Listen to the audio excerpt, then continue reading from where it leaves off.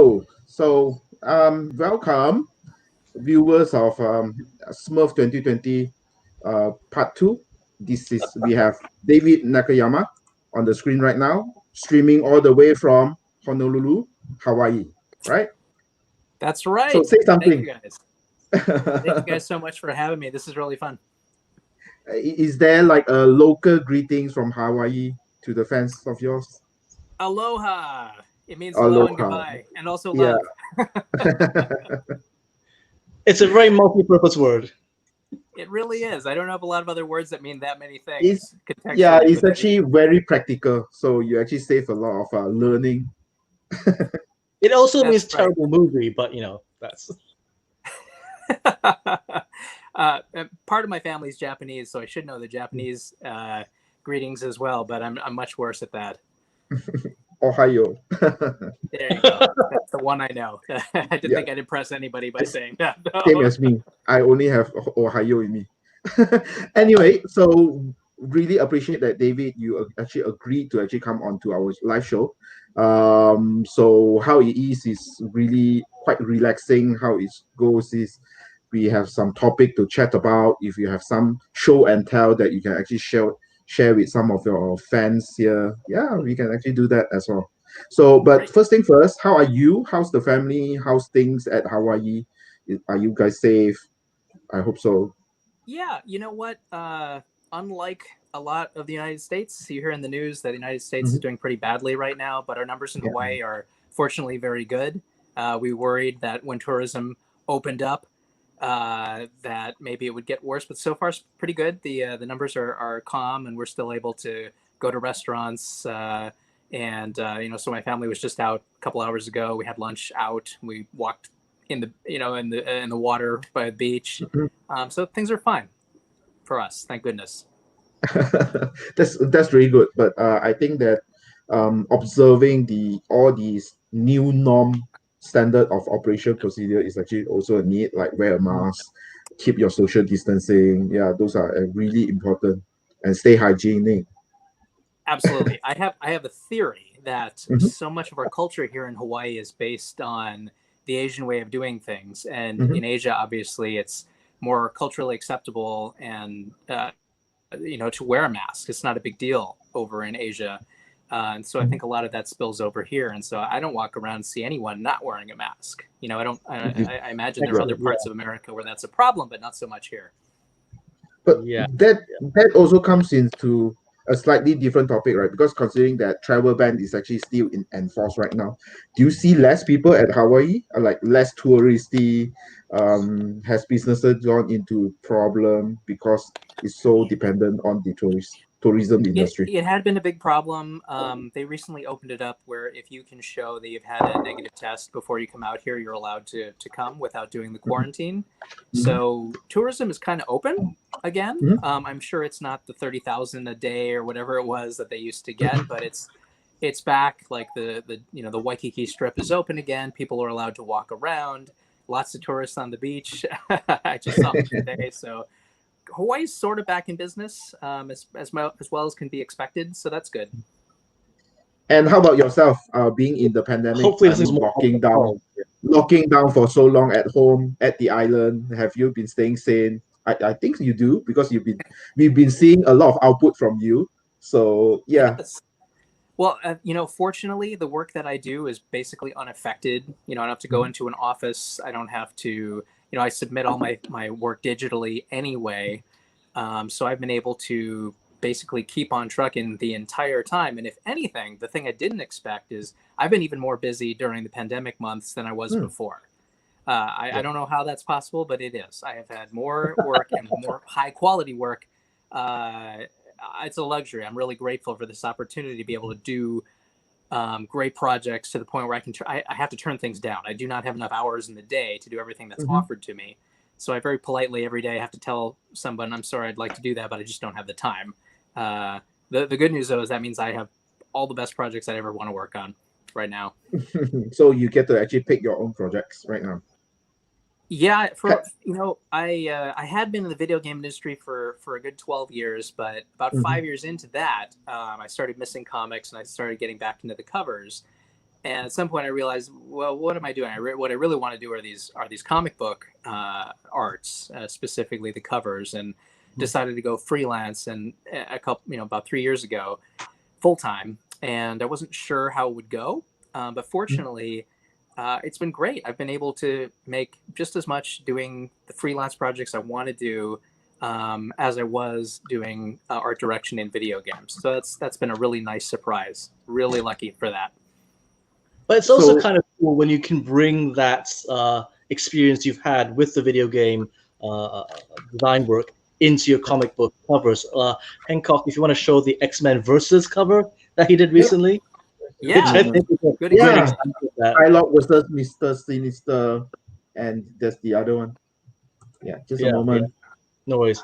But I mean, since you brought it up, let's talk a little bit about your career because you're not perhaps as big a household name as some other artists. Okay, but that Still seems to climbing that change. mountain. Yeah. I mean, with the amount of variant covers you have coming out, I mean, these last few months, I think. Oh, there it is. That's a beautiful cover right there.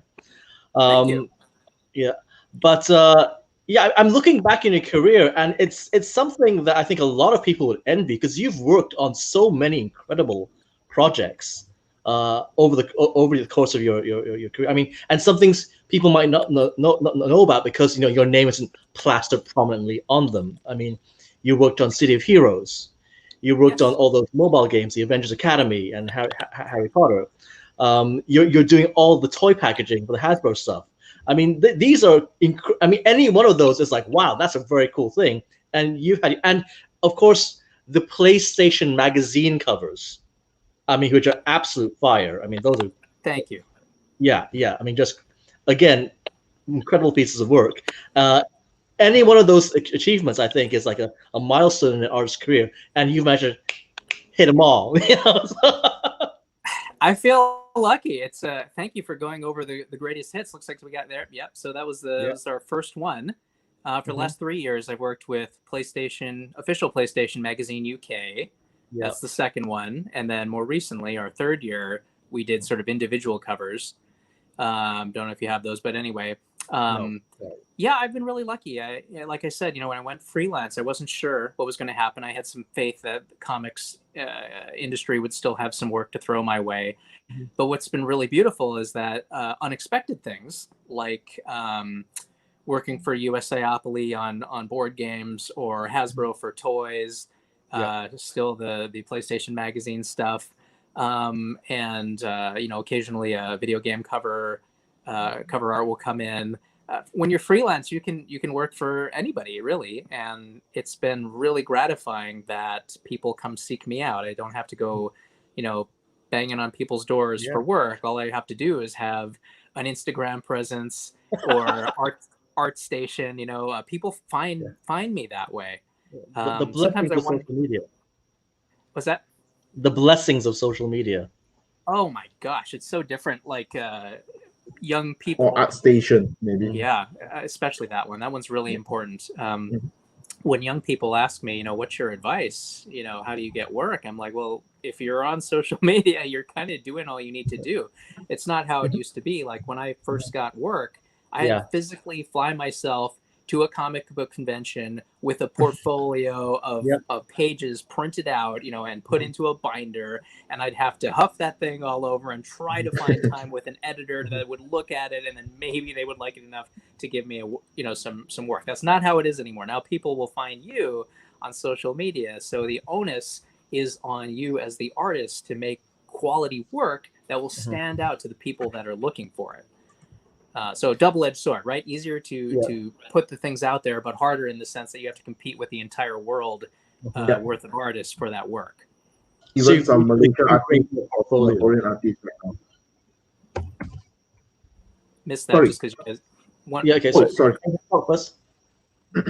So I was saying that the competition also comes from Malaysia and Singapore. Yes. Well, you're not wrong. You're absolutely right. Like American comics used to be, basically kind of an insular industry where everybody who worked in it was from America, and it is not that anymore. It's way more inclusive of artists all around the world, and I think they they want that. Like their talent scouts are looking for people all over the world to bring a different artistic voice to these characters and to to spread the Marvel message or what have you, around the world. Like just today, I saw there's a Deadpool thing in Shonen Jump. Just announced like Is that yesterday. manga nice? Is that It's something manga nice? It's in a manga new form. manga series by Japanese creators in Shonen Jump, and it's Deadpool. I mean, like this is awesome, right? Yeah, this is awesome. Yeah. But I think we have to thank Ryan Reynolds for flying to Japan and doing the press tour there for that success. Yeah, I guess that humor translates. Those are some of my favorite movies, and I think the reason I got into Hasbro in the first place is I had done a lot of Deadpool covers, and so the first projects I got were Deadpool related, and so I thank Deadpool for Hasbro. I confess he is one of my least favorite characters, mainly because I was around and was introduced as a villain, and I have a hard time buying this whole transition over to a comedic hero. Anti-hero, come on, Chris. This is the new world. But my wife loves him, so I put up with him. I've even got a Deadpool sample cover in that image dump I sent you, Hancock. So if you want to put up Captain Deadpool, which I think is a very fun cover. Thank you. Yeah, to me, what I love about Deadpool is that you can get away with basically anything on a Deadpool cover. It can be completely outrageous, and you're not like you can't do that with many other characters. So just like the creativity I'm able to share in a Deadpool cover is different than any other character. The second row all the way to the right. Sorry. Yeah, there we go. Yes, this is just insane. I mean, what the burrito with unicorns. Where else would I ever be able to draw that, right? Yeah, on the same page, right? Yeah. But I have to say, I do love the mashup of the shield. I mean, with the Deadpool eyes and stuff. That's genius. Oh, thank you. Mashups are a lot of fun. We're in an era where that's allowable and sort of popular. I think I don't think it's necessarily played out yet, but definitely like people have embraced it a lot and created a lot of new characters. You did a lot of redesign work for the Avengers Academy characters. I mean, they were characters that we were all familiar with, Captain America, Wasp, Iron Man, but you had that teen spin on it, and some of them, were better than others. But I mean, in general, I think the overall design language of it really paid off. I have got a couple of shots that you shared with the Comic Alliance interview. I think the concept shots were like Wasp and Hawkeye. Hawkeye, of course, the big in-game joke. He never showed up for, I don't know, however many years it was. Good long time. Yeah. There we go. Hawkeye reimagined as a emo songster, or what it was. Guitarist. That was the original idea. For those of you guys listening who don't know what this is a video game, a mobile video game we made with Marvel. The company was called TinyCo, later Jam City. And it was joint production. I was art director on it, first artist on the project. And the idea was to reimagine all the Avengers and eventually most of the Marvel universe as college-age kids. Yeah. So we were trying to appeal to a very broad movie Marvel audience, male, female, young, old, everybody. And it was a lot of fun. It was really neat to take these characters and figure out what were the visual cues that made each character recognizable, even if they're not wearing their traditional superhero outfits. So for this example, Wasp, these chevrons appeared on some of her better and more famous concepts. We put that on a motorcycle jacket, and that's how we sold Wasp. But each character was like a different puzzle to solve. How do you make Bucky look like Bucky or Hawkeye look like Hawkeye? A lot of times it's just the color palette, and definitely paying a very close attention to what are these characters even about? Like, what is their personality, and how does that translate into what they wear? So really fun project, really unique. It was on the mobile store for, I want to say, 2 or 3 years. It's not there anymore, but it was 3. Yeah, it was good fun while it lasted, for sure. And Harry Potter, which was our follow-up game, still out there, still kicking butt. It's been out for years, and that was another one I art directed. I believe this one. Yeah. Yeah. So if any of you guys are playing the Harry Potter Hogwarts mystery game, that's also my baby. Hope you're enjoying it. I was on that for a good couple of years as well. Okay, cool. This looks good. Yeah, we talk about some of your past project, right? But I'm more interested in your origin story. I just read from. I mean, I actually read from your. Well, someone actually put it up on Wiki, so I always need to actually verify it against you, the real person, right? So it's actually stated that you actually broke into the comic industry with Star Wars Tales 17. Is that right? This is true. That was my first ever paid job, and it was just a 6-page story in a Dark Horse anthology comic. And I did it while I was a student at the Joe Kubert School of Cartoon Graphic Arts, where I was at for 2 solid years. Learned a lot, but started getting work toward the end. And so, but yeah, that was technically my first thing. Was not on the cover, just a 6-page penciling job, but it was something. So that actually means that you did interior pages before you actually start moving to covers, right?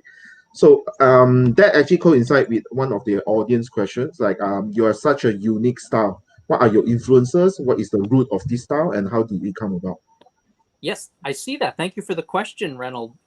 Should we answer that right now? I can do that. Yeah. Okay. You can. Thanks.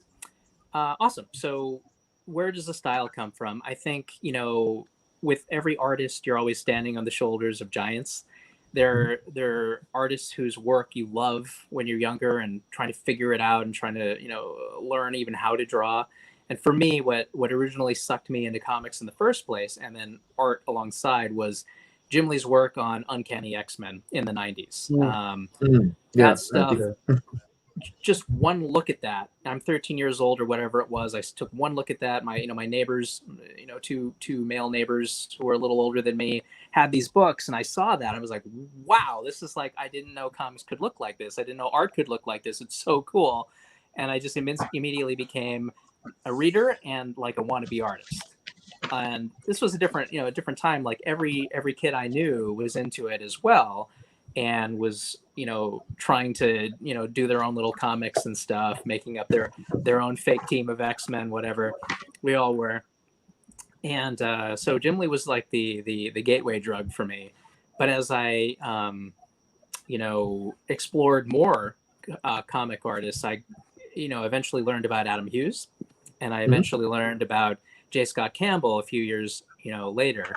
And I think since learning about them, they've been sort of my two, I don't know what you call it, but my two biggest influences. I've at various times tried to absorb and be influenced by those two guys' work in particular. So it's the draftsmanship, it's the design sensibility, like the smart thinking behind the covers, the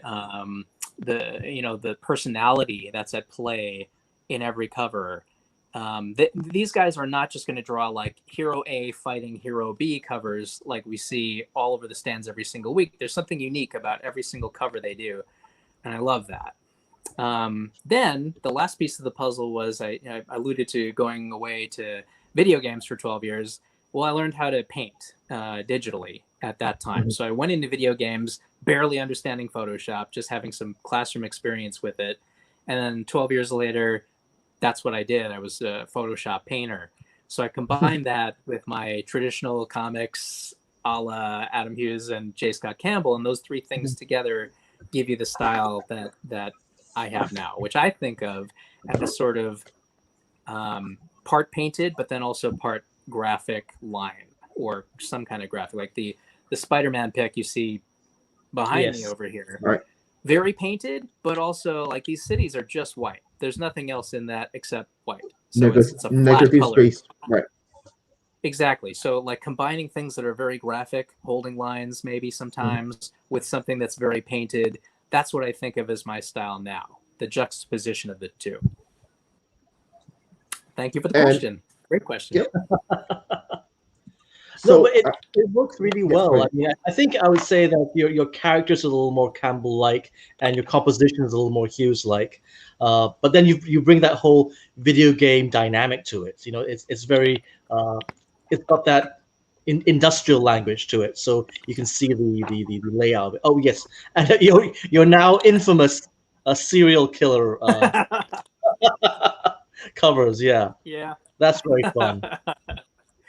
Oh I my think gosh, if yeah, you I saw like that. the set, there's a set from DC. Yeah, Tom? there's also a set. Yes, Yeah, I know. Yes, we did some Batman ones after that. Yeah. There it is. Yep, there's the whole set.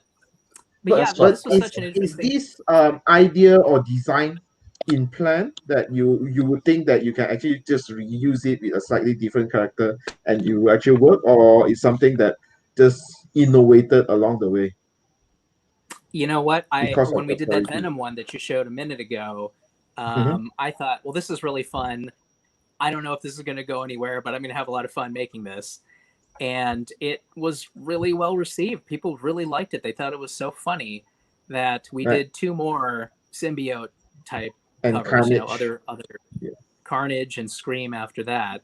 And then Yeah. you know, later on came back and did 5 more Batman themed ones. And I wouldn't rule out doing it again necessarily, but I feel like there's enough humor in any character you might choose to use that we could do more. I originally started off as a one-off, but people liked it enough that we've somehow done 8 of these so far. Who knew? When I do retailer exclusives like this, I'm just trying to think, you know, okay, look, a retailer exclusive is a more expensive comic than normal. It's probably like somewhere between 10 and 20 US dollars to buy one of those. Therefore, it has to be special. There has to be something really compelling, or why is anyone going to want to buy it, right? Yeah. So we've tried all kinds of interesting things. We did the cereal boxes. Recently we did Pirate X-Men, and you know, Magic is we did, you know, the Marvel versus Capcom inspired covers. There's always a hook to it. Like, it's not just the drawing that it's hinging on. There's more to it, and I really like that in general. It works for a retailer incentive because it also fits that need to make it something special. Mm-hmm. And there have even been a few times now, actually, where I was pleasantly surprised that comic book news sites would cover, they'd write a story just about one of these covers. I never expected that to happen, but the idea that it would be interesting enough to be a news story on its own makes me think, okay, great, I'm on the right track. They're interesting enough to be a story. You want to show the Magic cover? Yeah, we can talk about that, sure. Yeah, which has received, I think, an incredible amount of compliments from around the internet. I mean, good. Thank goodness. To put it mildly, it's a good-looking cover. I mean, well, thank you. I try my best on all of them. I never know which ones are going to pop, but it never hurts to have a beautiful woman on a cover. Yes. It never hurts to embrace that character. You know, like Magic, obviously, can teleport to hell and is a ruler in hell. So, you know, it really brings new meaning to Hot for Teacher, you know. Yeah.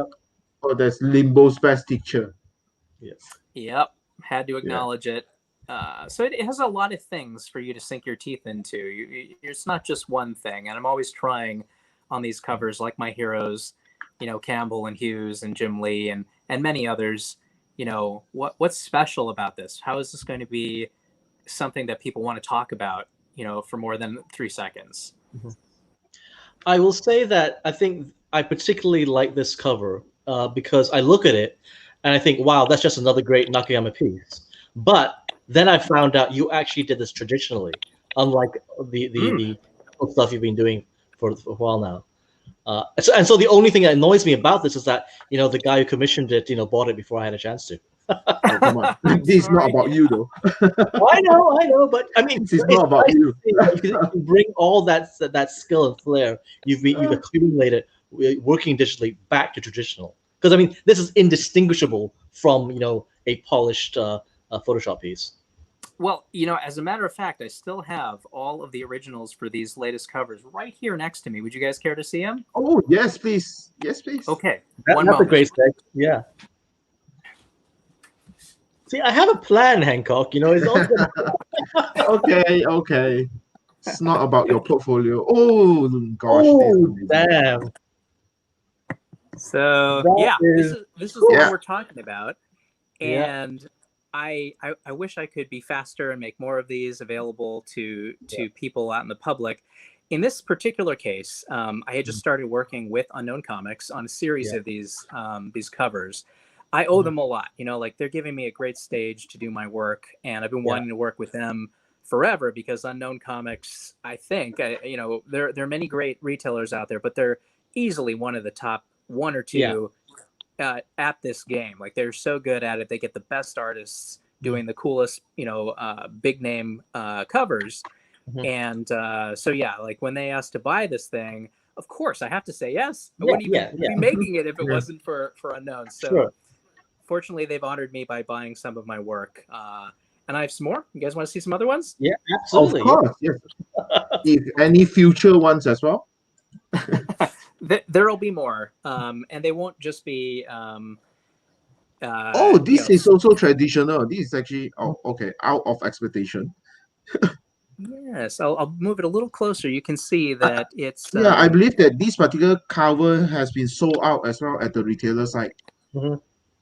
Yeah, in fact, fortunately, both the Magic cover we just saw and this Scarlet Witch Strange Academy cover sold out completely, very quickly, like a week or two. To be able to actually sell out 3,000 copies, this is a really something. So you have actually hit the jackpot with it.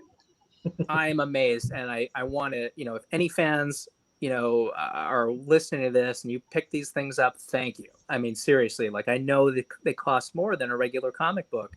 So for you to go out there and put your hard-earned money down on my cover, thank you. I just want to put that out there as many times as I can. I'm really grateful to do them. I'll show you one brand new one that hasn't even been launched yet. Okay, let me take down all the comment sections so that we can have the best view. Okay, good. Okay, check it out. Venom. Our next one is going to be because the Scarlet Witch went over so well. Scarlet Witch has this sort of technique I'm trying where it's just one solid color. If you see the final version of it, you'll see it's even right here. You can see the watercolor marks and stuff. But in the final version of it, it is flat red, and that's on purpose. Like I was saying before, you want to have that graphic thing mixed with a painted thing. It's almost like she's floating out the page to you. Yes, and there's like this little sense of the graphic red in here mixing with the red of the backgrounds. Like your brain is kind of going, it's 2D, but it's 3D, and I think that's a good feeling in the viewer's brain. I'm always trying to go for that. So anyway, this technique went over great. People loved it. People sold this thing out so fast, and thank you again for doing that. Of course, we had to do it again, right? So the next one is going to be this Gwenom. This is the original. I haven't put in the pink background yet, but from this phase, it's a bright, shocking pink. Wait till you see it. When it goes to full color, it's done already. I mean, it's not like it's going to. I'm done. I finished it. But this is sort of a dark blue, and then there's a shocking pink in the background that bleeds into her tongue and into her, her cowl over here. It makes a perfect match for the Scarlet Witch. I don't have the color on it right now, but you can at least see the in progress. But at least we actually have the glimpse of the original art. So we'll just stay tuned on. Will be on Unknown? Yes. In fact, they've started showing it on Instagram already. And the deal is product is going to go live on Tuesday. So for those of you who weren't able to get Scarlet Witch, if you like Gwenom, check us out on Tuesday. They're going to offer a very similar product, very similar style for this new series that we're starting. This color bleed thing. This will be the second one in the series. So if you guys liked it, or if you missed out on the first one, Unknown Comics is the place to go on Tuesday when it goes up for pre-order. We got in just in time. And nobody has seen that original. Not even Unknown has seen that original. You guys are the first. Oh, we are so blessed. Oh, I just found it on Instagram. Let me just show it. Here you go. Oh, yeah. Oh, dang. This is actually how it looks like. Huh. There you go. And what I like Yeah. about that is you can see the set, starting to form. Like Mhm. Scarlet Witch was the first, but I can do this technique with other characters too, and you can see how it's been applied to Gwenem here. Oh yeah, oh yeah, and it will definitely looks very nice. Actually, just lay it down. So what's is there a hint of the next color will be? I mean, sooner or later you'll be running out of bright color. Yeah, I mean, there are only so many colors in the rainbow, I guess, but Yeah. we'll see. We'll see where it goes. I never know. Like same with the Venom cereal. I didn't expect to do necessarily more than one of those, but we did 8 so far, Mhm. and I don't know how much people are going to want color bleed covers or whatever we end up calling them. But for me, I feel like there is so much potential in it. Every comic book character is defined by 2 or 3, color swatches, Mhm. and that is something I can take advantage of specifically with this technique. So we'll see. We'll definitely. Yeah, I I mean, can there actually. eventually we're going to start duplicating background colors for sure. But Yeah, but I it's can going to actually see it in even like a DC character like Poison Ivy, Harley right. Quinn. Yeah, Yeah. yeah, yeah. Can you imagine I was that on thinking a green one Yes, blue for yes. for Poison I Ivy? mean, with my Superman. imagination has already started on what you'll be getting. Mm, the possibilities are endless, and not to yeah, exactly, Dylan. I'm seeing that comment. Green, I totally had that thought. Rogue and green, definitely. Psylocke and purple, absolutely. It just looks cool. It looks like Yeah. sometimes I think of these as I ask myself, would this look good on T-shirt? Sometimes when Mm, you want to design something that is so strong graphically that it can exist independently in another format and still look cool. And I really think maybe the reason that people are responding to these, or even this guy, like this is not so different from what we're talking about. Sure. yeah. I think people respond to it for that reason. Like it feels iconic, or it feels like it could be on a T-shirt or something. I think that's what people are responding to. I don't know. I put out all kinds of different stuff, and I see what people like. And I mean, art is also experimental, right? So you might think that it's actually nice, but you really need the market to actually tell you whether it's really great or not. yeah, absolutely. No, I mean Yeah. that's the beauty of Instagram now is I don't have to guess anymore about what people like. Yeah, you actually get a sense of feeling from the market, like how many likes, how many comments, and so forth. Absolutely. So is that your I'm testing ground? Whenever you're in doubt, you just actually put it out there and see what's the response like. absolutely. It's Instagram almost like a completely cheat sheet changed for my you. entire life. Yeah, it's I'll almost like put a cheat something sheet, out a there. testing bed. Oh yeah, I mean it's data. I mean we're doing science here at this point. It's Yeah. you put something out there, or you put 10 things out there, and 2 or 3 of them will get way more reach or likes or comments or all of the above than other things, and that just tells you right away. Well, that's what people want. Maybe I should do more like that. And it has changed the way I work. There was definitely a time in my career where I was thinking about am I, when you're in video games, you do all these different styles. Every game has a different style. So if you can do all the styles, which one do you choose to do? I asked myself, do I want to be a cartoonier artist? Do I want to be Mhm. more realistic? And my data, just for me, my fans like the more painterly stuff. It seems like the more painterly I go, the more likes and interest and reshare I get. So at Mhm. least for me, I mean, there are definitely super more talented cartoony artists out there who do awesome at that. But at least for me, my fans tell me that they want something less cartoony, and I like them all. I like drawing every which way. So who am I to tell the fans? Yeah. No, I'm So going to go give as them what long they as want. actually pays the bill, you get paid. Yeah. Just follow. As long as Don't I'm go having against fun, the right? market. Yeah. Yeah. Yeah, As because long as comments are it's fun about to fun. do. But I think Right. I think that also goes into a slightly different topic, right? You use social media in such a sense that you're actually getting a sense of what the market wants from your art. Is there any bad experience? I mean, a lot of people really quit some of the social media because they have really bad experience. So how do you actually cope with that kind of negativity, if any? Well, yeah, I think if you go courting it, like if you go in itching for a fight and you you trash somebody's political hero or something like that, that's not a good idea. You're going to get angry people coming out and bashing you. And I don't want to be a part of that. I just want to make art. I want to share art. And, if people come in with some negativity, if they say something racist or something, I'll immediately delete that kind of stuff. That's not what my pages are about. I'm just here to talk about art and share that experience with people. So I think, fortunately for me, that has worked. People don't usually go to my page, because they want to do a political rant. It's not what I'm there for. I'm very positive. But sometimes it's not political rant, right? Sometimes it's just picking a fight for no reason. Oh, you drew magic this way. She doesn't have this kind of posture.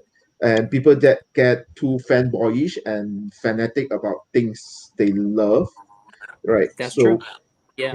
Well, there's definitely, you make a good point. Like my hero, J. Scott Campbell, has often been the target of, body proportion BS, because people can't make a mental, they can't separate that it's a style, versus that it's not that he's trying to be realistic. He's trying to push a style, and it looks cool because of that style.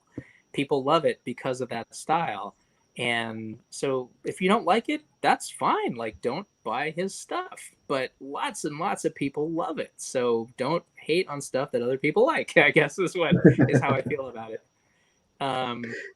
That being said, there have been some times where people have pointed out, hey, Rogue's chest looks a little thin there. And I'm like, yeah, you're right. I probably won't do that again. So I listen to it. I'm not just going to delete it if someone has something bad to say about my work. But if someone has something bad to say about, a race of people or something like that, that's what gets deleted. Yeah. But I like I said, so you draw Instagram, the line between criticism or constructive feedback against real toxic comment that we actually just bring no value, right? Yes, you're allowed to make artistic criticisms. That's fine. I'm not necessarily going to respond all the time to that, but I'm not going to delete it either. People are allowed to say stuff, and if I can, I'm going to try to learn from it too. Sometimes they're going to be right, but sometimes they're ignoring what the artist is going for. Like in the case of Campbell, and me being a similar, in a similar space. I'm sure I'm not going to be immune from that kind of stuff either. Some people are just not going to like sexy girl art. They just won't, and that's fine. It's not for everybody. But a lot of people seem to like it. So, and I'm one of them. So I'm going to keep doing it. Yeah. Keep on doing it, and if we have the money, we talk definitely about continue some of the projects you are working on right now. You've shown us some of your Strange Academy covers. That's awesome. Let's talk a little bit about the toy side of stuff. You mentioned that this isn't out yet, but we've got a picture of the Transformer X-Man crossover, which is an insane mishmash. How fun was this to work on? Oh my God, this was so great in so many ways. This comes from the Transformers office. They're running all the Transformers X whatever collaborations. So there was a Top Gun one and a Back to the Future one and a Ghostbusters one. And then most recently, this one, which is the next in the line, and he's called Ultimate Expanse.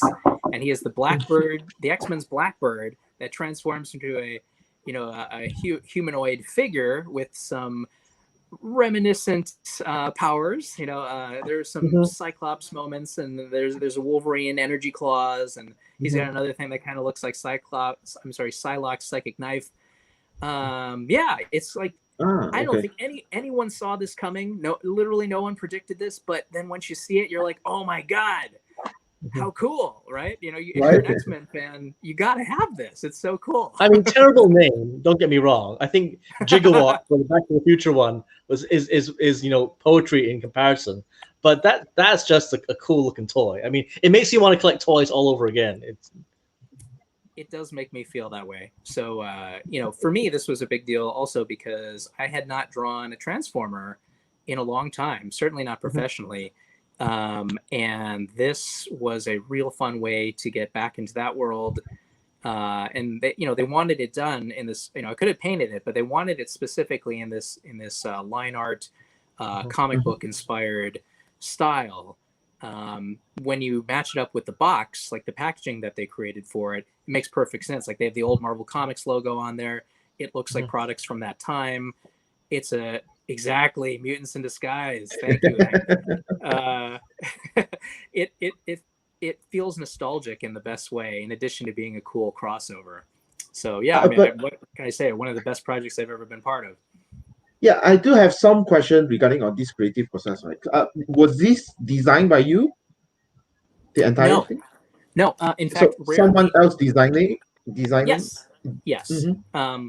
I'm the illustrator that comes in at the end, and I create the the highest quality hand-drawn illustration of an existing design. So what I'll often get before I do one of these is I'll see what the product actually looks like in grayscale. Like it might be modeled in the computer in grayscale. Sometimes they'll have the paint going. It seems like they do the paint sort of as a last step, and they kind of work with it a while, even after I'm done sometimes.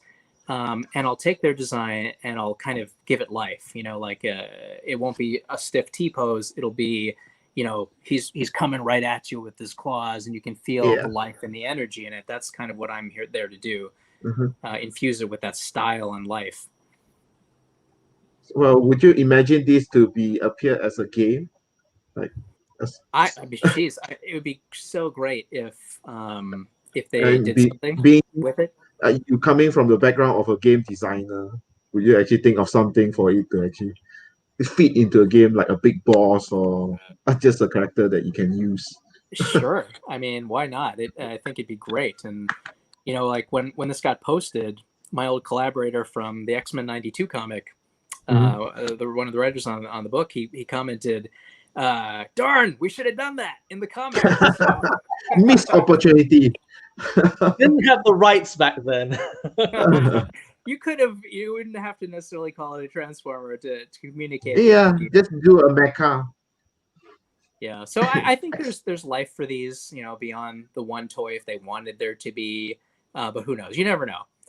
Sometimes I've found that something I've done a million years ago comes back into relevance, 10 years later, like in the most surprising way. So, for example, that Safari Deadpool cover that you showed a little while ago, the characters in the background, like this thing. This was done, I want to say 2014 or something years ago.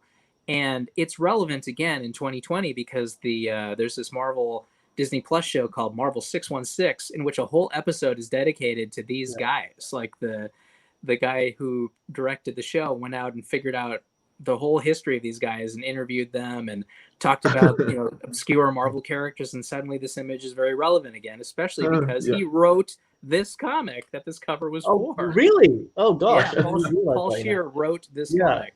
I know him as a comedian, obviously, but but that ended up with you doing splash art for that episode, right? I think we've got that image as well. 616. Well, as a matter of fact, it was splash art for the series, but it was a different episode. So it was an episode about cosplay, but the same Marvel 616 series that we're talking about. Last row. Next to the Transformer, there we go. Right. So every once in a while, I get the chance to do something related to television. We did another one in the past for an episode of Cloak and Dagger when that was on Freeform. Very cool. And this is the most recent one. Marvel Custom does cool projects like this sometimes. In this case, there was a different artist for each episode of Marvel 616. I got to do the one about cosplay, which is a very entertaining hour of TV if you have not watched it yet. And I felt connected. We don't get Disney Plus. If you don't have what now? We don't get Disney Plus. We don't have Disney Plus. It's a good reason to get Disney Plus. The show is good. And, it's not available in Malaysia. Is actually not available with Disney Plus. Is that right? Yeah. Not yet. What we need to do is actually get a VPN. Then you can actually have access. Yes, right. Of course, you can do the VPN. I didn't realize that because the on the day that it was announced or it went live, all of a sudden my Instagram tag feed is full of the same image over and over, where it was like Marvel Denmark was posting their version and Marvel Germany posted their version. Yeah. It was just the same image with different words, different Mhm. translated words. So I assumed that there was a worldwide rollout, but that's interesting that it's not worldwide yet. Yeah. Well, we don't get freeform either. So the Cloak and Dagger that you mentioned never came to our region. Interesting. Yeah. Do you guys normally get Marvel films about the same time as the rest of the world? Oh, we get it earlier. We do get it earlier. We watch Endgame a week before the US guys, for the reason that the concern on piracy. From the concern of piracy, so we watch it 1 week before. Aha. Yeah, that sounds nice to watch it a week earlier. Good for you. Back when we could all go to cinemas, yeah. But... yeah, back when we can go to the cinema. That's right. So, but still on the topic of Hasbro, right? I think that you also did a couple of this, like this particular Gambit. Yeah. So, when is it coming up? Has it come up? Do you mean this? See the real thing. Yes. Hey, look what just arrived in the mail the other day. Yeah, literally yesterday. I got these in the mail, and it was something. Like here in the U.S., it was a Target exclusive that they were offering these, and the first round sold out right away. I couldn't get the Rogue. They reopened it, and I was able to get it later. But it was so fun on the day that this was released. They kept it till a little after Black Friday, so it could have its own oxygen. Ooh, Whoa! And nice. So it was so fun. That whole day, people were sending me tags and notes from their Target experience, like, I got the Rogue figure, I got both figures, I got 2 sets, I finally got it online, whatever. Like, I was hearing that stuff all day, and it could not have been more fun. I'm sure. That's really good though. You probably need another 2 sets so that you can actually open it up. Yeah, else you actually stuck in the box. I love hearing that. Fans tell me that sometimes that they don't even want to open it because they don't want to destroy the art that goes with it. That's really cool. But yeah, these guys, finally holding it in my hands right now. It's looking really good. I suppose you could carefully slice it off, but yeah. It's sometimes it's a shame. I mean, with the older box designs, I mean, it was all on the side, so it was easier to open up and have a look. Like with the Maverick piece, I think we've got an image of. Yeah. There's a question for anything. Oh wait. Yeah, I see it. So what you're seeing there, these are retro figures that Hasbro's been putting out. They're meant to look like the old Toy Biz figures that came out in the 90s. So in that sense, yes, definitely they're meant to be X-Men 92 toys. They don't necessarily align with the comic book X-Men 92, but absolutely they're meant to remind you of, like it's right there in the title. They call them retros on purpose because they have the big card and they have the picture on the front. It is actually a much superior. Very nice. Yeah, definitely. It's actually a superior product because like the card is super like durable and nice, and like the sculpts are much better. Obviously, the points of articulation are better. I like to think the illustration's pretty good too, but they've definitely upgraded the package. I like to think. Oh. You knew you were going to get this question, David. I mean, people have been asking about are the covers for sale? Do you have any merchandise for sale? I mean, you show all these cool things, Yes, thank you guys, both of you, just now for the questions. The answers are the merchandise that I have for sale are going to be these special edition comics like the Gwenom I just showed, or the Strange Academy #6 with Scarlet Witch. Those are all, they go up, they're announced and then they go up for a pre-sale on places like unknowncomics.com or, other retailers that I work with. And that's sort of what I have to sell right now is you can go and grab those from those retailers. The originals there aren't that many of them. So like when I do put them up for public sale, they go to Kirby's Comic Art specifically. So if you want to have a chance to buy one of these cover originals, there will be a couple more, I hope this month. There's going to be a King in Black thing that I intend to do an original for that will go directly for sale with Kirby's. That's where you're going to see it announced and have a chance to buy it. With commissions, unfortunately, I've found that over the last few years, the only time I really can do those are at comic shows, and the pandemic has kind of messed that up. So I'm really, really looking forward to comic shows coming back, and I want to go all over and do tons of commissions for everybody. It's the most fun that I have at comic shows is being able to meet people in person and do them a unique piece of art just for them. But I only have time to do it at conventions, so please look forward to those coming back soon. I intend to make up for lost time and get to a lot of them. But what if virtual conventions become the norm? Well, we tried it. Like earlier this year, I did. That's exactly it. That is the reason it works, is because I'm stuck there for so long, and I also, I've just met this super nice person. Absolutely, I feel compelled. I feel I don't even do anything else at conventions. I don't go to the after parties or anything like that. I just, I work really hard all day, try to get as many done as I can. I try to do them, at the hotel, later if I have to. So yeah, when I'm in a convention situation, that is the place to get the art. Or occasionally, I'll do this charity kind of stuff, but that's about it. I've just found that it's too hard to fit it in among the regular projects. Unfortunately, sorry guys. Well, but please, as you've seen, you have your fingers in so many pies. You have so many demands on your time. It's understandable. I want to show something else because we've been showing the Hasbro stuff, we've been showing the Marvel stuff. Can we show the Superman Blu-ray cover? Because that's you playing another game. And again, in another medium. I mean, this is a product packaging for I think the most recent Superman animated movie. Mm-hmm. Yeah. Oh man, this was so fun. I'd spent so much of my career doing Marvel stuff. When Warner Brothers Film Division asked me to do art for this latest Warner Brothers animated film called Superman: Man of Tomorrow. I mean, I thought they were kidding. I thought it was like someone playing a trick on me. It's one of those projects you can't believe someone has come to you for. But yeah, really grateful to work on this with them.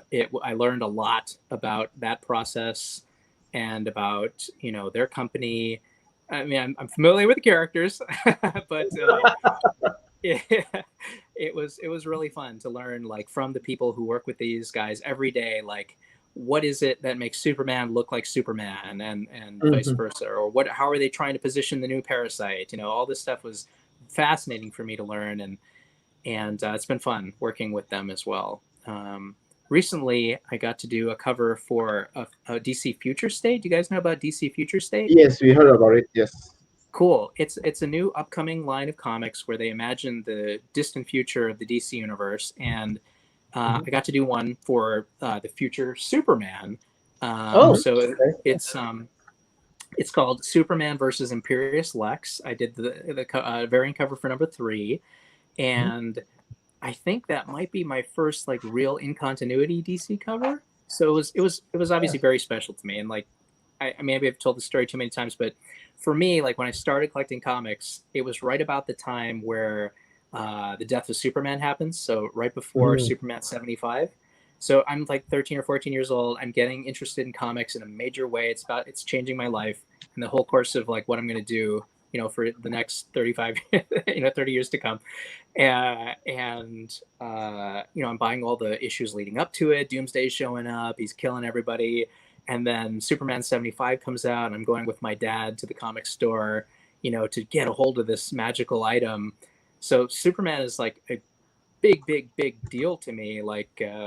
It's one of my earliest and most nostalgic memories about being a comic book fan. So that it could be this, movie and this comic, Superman projects, in other words, that was huge. It meant a lot to me. It did my heart good. So let me try. Has it been solicited? That particular cover?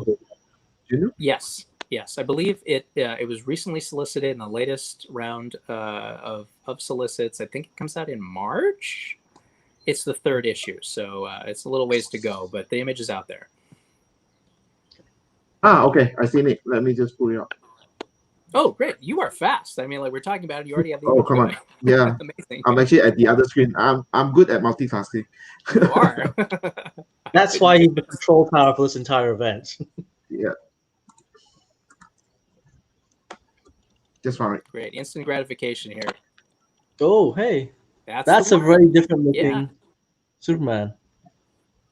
Yeah, Huh. if you look really closely, it's obviously it's a new outfit, but he's much older. He's got a lot of wrinkles and gray hair, and it's not so different from Kingdom Come Superman. And then similarly, Lex has this young, youthful face, but it is a mask over his otherwise decrepit older body. You can see if you look closely at his That's why the fingers. neck has a lot of wrinkles. Heck yeah. Exactly. But Yeah. So this what is, happened to the logo? It looks different. it is. Yeah. Is that a like, spoiler? Is that like a spoiler on the logo itself? It does look very different from the typical I think iconic. it's not a spoiler in the sense that they revealed it long before I drew this, but it is a story point. Like I would expect when reading this comic, Superman, why did you change your logo? What does this mean? You know, like is it going to be touched on or explained in any way? I don't know. I mean, on the other hand, Yeah, I think Lex is actually tearing the old logo off anyway. That's right. Yeah. But I do have some question regarding when you're actually working on these sort of covers, right? Because you're actually working on covers, how do you actually make sure that whatever that you did is actually in line with what's inside? Because as far as I know, sometimes you don't even have the access of the interior, right? You do have maybe a glimpse of this, I mean, the character design sheet. There's some blueprint for you, but usually you don't get an advanced view of what's inside because they want to keep the story tight so that you guys don't go around and spread the spoiler. That's true. Yeah, no, for sure. And I think the way that works is if they really want you to do a cover that tightly ties into that issue's story, they'll often suggest that you read the script. They'll send you the script and you'll check that out. And I would say 98 times out of 100 that doesn't happen. It's usually pretty unusual where they want you to read the script to understand it. But recently we did one called Fantastic Four Road Trip. That was 1000% inspired by a specific moment in the actual script which I read. But most of the time it's more like it's a evergreen character, it's Wolverine or whatever, and Wolverine looks like Wolverine. As long as he's doing something cool on the cover, then the cover works because he's in the comic doing cool stuff too. As long as he's in the same costume, it seems connected, right? But I think you're right. Storytelling covers are not as common as they used to be. It used to be like that was very important. They wanted to specifically, especially during the Silver Age or the older comics. It's actually you just basically putting some details into a certain panel within the comics and just enlarge it and put it on the cover to actually get people to actually pick it up from the shelf, right? Right now it's actually more towards the illustration. As long as it looks cool, probably it has nothing to do with the interior. Not much other than what characters are involved. So that's typically true. And it kind of goes into what I was talking about before about, just trying to make an illustration that stands out in any situation. That's kind of going the opposite way from storytelling. Don't get me wrong. I think the storytelling stuff is great and is valuable in a different way. But if you're going to go the other way and not be tied to storytelling, how can you make it iconic on its own terms? That's kind of what I'm thinking. I think a great example of that was your House of X, Powers of X connecting cover. Did not tie into the story at all, but we had no, but very cool illustration. Let me put it out as well. Yeah, the storyline I've read, I adored House of X, Powers of X. I think it was the best X-Men comic since Astonishing with Whedon. But they don't go to the Savage Land. I don't think That's the one. I don't think they even spend one panel of that series in the Savage Land, but we got to make this awesome cover. So, yay! And what is particularly cool about this cover is we've seen Savage Land Rogue, of course. She originated the entire idea. And then, you know, J. Scott has come back and done Savage Land covers for other people. He did like a connecting thing with Storm and Sheena, I want to say. So someone had invented a cool Savage Land outfit for Storm in advance. So those two were all set. But everybody else, I designed right here as I was drawing the cover. So if I'm honest, I wish I had a little more time to like really get into what their costumes would be. But there's still some cool moments, like Cyclops having his, you know, his old Jim Lee era yellow strap that goes over his chest as being like the only thing he's still wearing on his chest, or Wolverine having a big X tribal thing slashed across his face. I think those are cool artistic moments in there, and I don't know if they're quite fully baked designs, but there's a kernel there for a fully baked design. I think this is for context of those that have not seen it. Nailed it, man! You're good. You are on fire. But that's exactly what I was referring to. Thank you. That's all I'm actually doing right now. Just Googling image on the other monitor. We're having a very wide-ranging conversation, going back in all different eras. Yeah. But yeah, I think Jim Lee and J. Scott kind of have some kind of ownership over Savage Land X-Men art. So I'm always going to be looking at that as an inspiration for what I'm doing. But I mean, just like everything else, there's always criticism on things that when you're actually so huge, you will always receive certain criticism, right? So and I'm sure that there are plenty of people that actually criticize on Jim Lee, that he doesn't draw feet, he always do the same pose, or J. Scott Campbell's anatomy of ladies, or the face actually looks the same. Do you actually always keep that in mind, that you want to actually continue to actually innovate yourself in terms of your art style to actually like level up? And that actually also goes to the next question, like what do you think that you want to improve on next? Have you actually have a list of things that I want to actually? Yeah, there are. I think about this every day. I feel like for many years I've been relying on an outer line, which I like from, you know, both Adam Hughes's work and his original inspiration in the Art Nouveau movement. Apologize for the helicopter going overhead. We live on an island that has military bases on it, so this happens once in a while. So this is a technique I think I have relied on for years. Like, it's been in every piece I did for years and years and years, and I'm kind of starting to move away from it because it can be a crutch if you're not careful. I think my art has been held back in certain ways by not being free enough and full of energy enough. So I am, especially right now, thinking about realistic color lighting, and in addition to, you know, adding more energy. So I'm trying to become less and less beholden to photographic reference. You know, the more you're trying to mimic what you're seeing in a reference, the less energy your art is going to have. And you get studying by reality.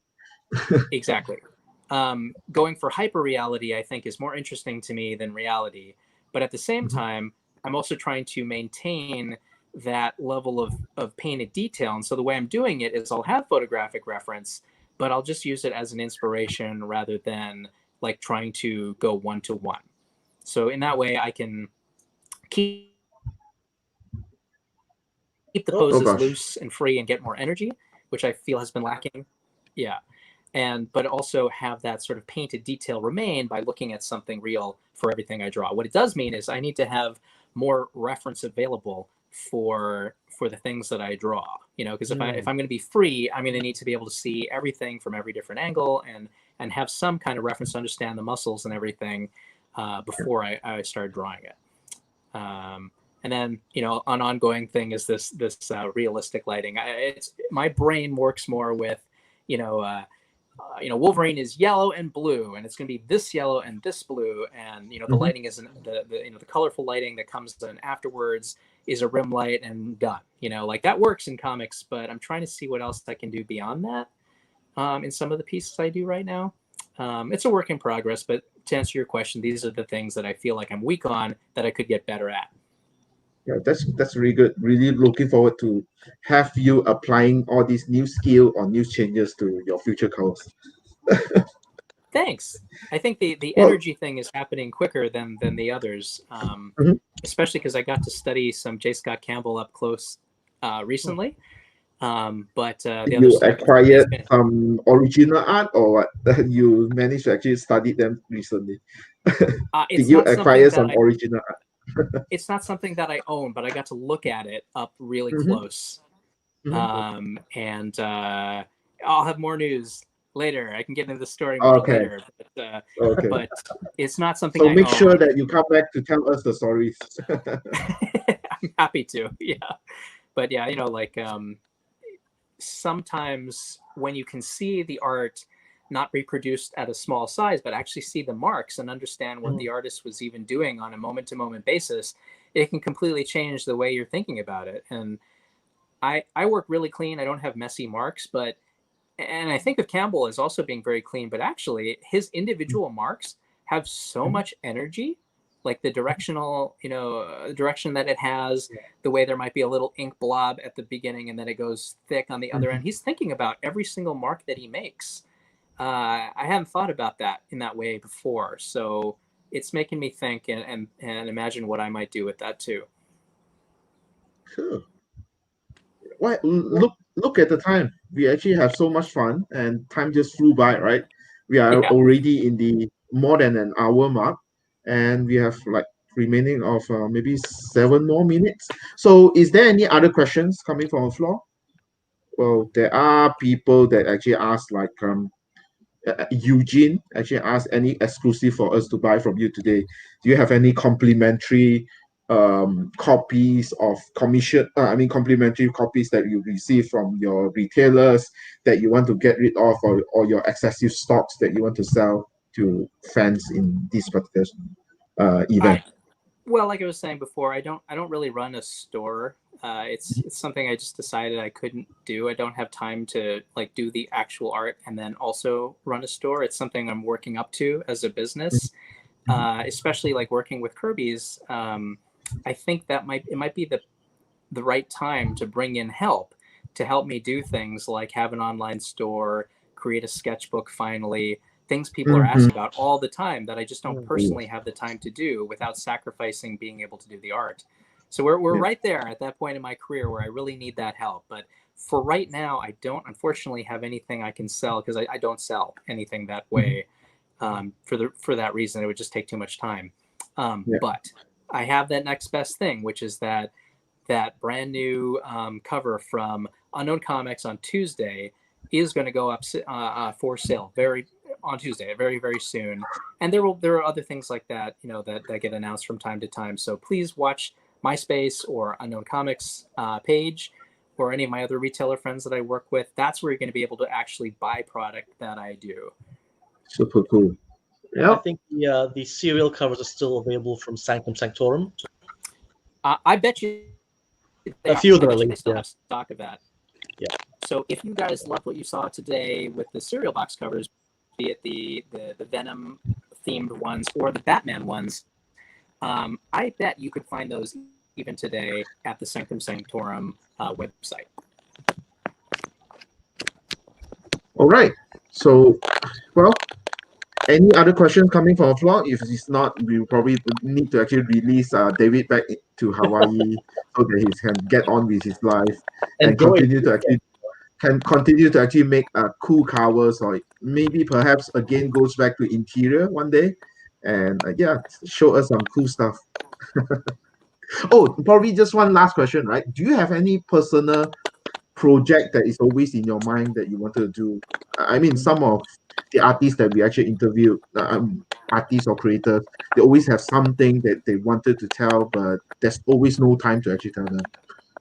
Yeah, I think that was the answer right there. Is there's this one project I've been kicking around for a little while, never talked about it anywhere. This is the first time I'm ever mentioning it. But I sometimes when I'm about to fall asleep and I let my mind wander, I'll just use that time to think about what can I add to this project. And at this point, I have a really solid story outline. I have characters, like lots of characters. What I don't have are pages. You know, if I ever get a couple of free days, it's the thing I would do. I would start making this comic, but it's all basically written, ready to go. The moment okay. Really yeah. looking forward to the final big review when the time is ready. We have It just could be one years. last It could be years. question coming in. I'm just going to read it out. What's the most fun you've had regarding your work? You're on time. Thank you for your question. The Yeah. most fun. Oh wow. It's a I good think question. honestly, like, it is a good question, and I think for me, it's actually like I enjoy the process of making everything that I do. So what ends up mattering much more to me is what you guys think of it. You know, it ends up being kind of more fun in hindsight. So, you know, like we were talking about those Hasbro Rogue and Gambit figures, like that was super memorable. I'll never forget the day that those came out and people were, you know, running all over the country trying to find these at Target and telling me about it. That was great. That was really fun. So, or, you know, like with the Unknown Comics covers selling out so quickly and people telling me about that, or, you know, the Marvel versus Capcom inspired cover that went viral. Like as much as anything I've ever done went viral on Twitter, and got, you know, orders of magnitude more shares than anything usually does. So yeah, I mean, to answer your question, it's that. It's when the fans take over and they start talking about something that it ends up being the most fun for me. So thank you for your question. Okay, so I think thank you, David, for actually willing to actually spend some time with us, sharing some of your never seen before original artwork, and also the story that you will do one day, Someday, yes. someday. And I want to thank you guys very much for having me. This was really fun. Hope we can do it in person sometime. Oh yeah, Next time Let's soon. let's hope for that. My couch is yours when you're in Singapore. Oh, you're amazing. Thank you very much. Look forward to doing it. Really do, honestly, truly want to go there. Awesome. Well, Thank you. Dylan, try to actually converse some Hawaii, I presume. You guys, if you haven't been, you should come to Hawaii. It's a good place. Oh, it's always It's been our a few years dream. for me, but yeah, definitely need to get Dream back. destination. Well, you'll come soon. Great. Okay. I'll hold you to it. Have a good night, man. Okay. Gentlemen, Thank thank you you. very much. Talk to you next time. Yeah, talk to you next time. Bye. Take care. Bye.